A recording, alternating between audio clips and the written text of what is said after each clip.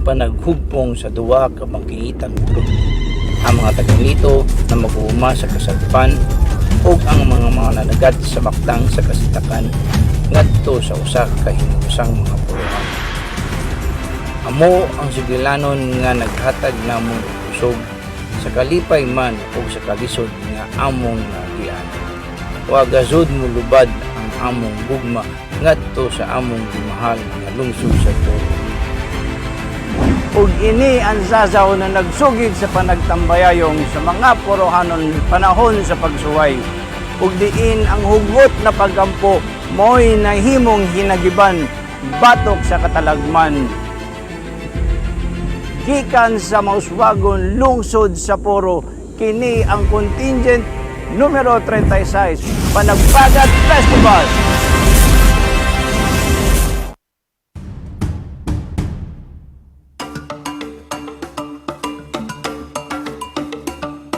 Sugod karong adlaw, dili na kamo pagatawagon nga taga-Mactang o taga-Anito. Tungod sa inyong panaghiusa, kitang tanan pagatawagon nga mga puruhanon.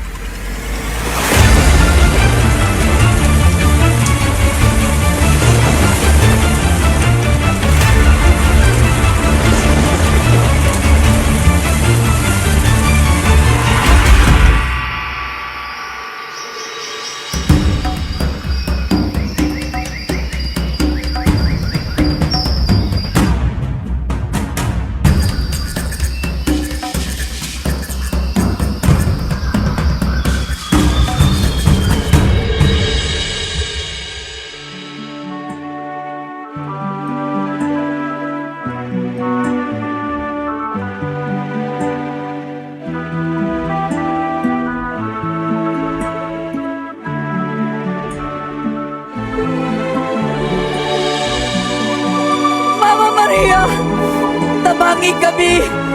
Mama Maria, kaluyitaon kami! Mama Maria!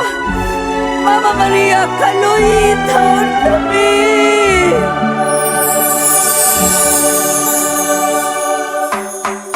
Panagbagat sa Poro, Poro. Panagbagat sa Poro, Poro. Panagbagat sa Poro, Poro. Panagbagat sa Poro, sa ulanay na pagsilat sa adlaw, matahong nga lungsod ni Tumaw.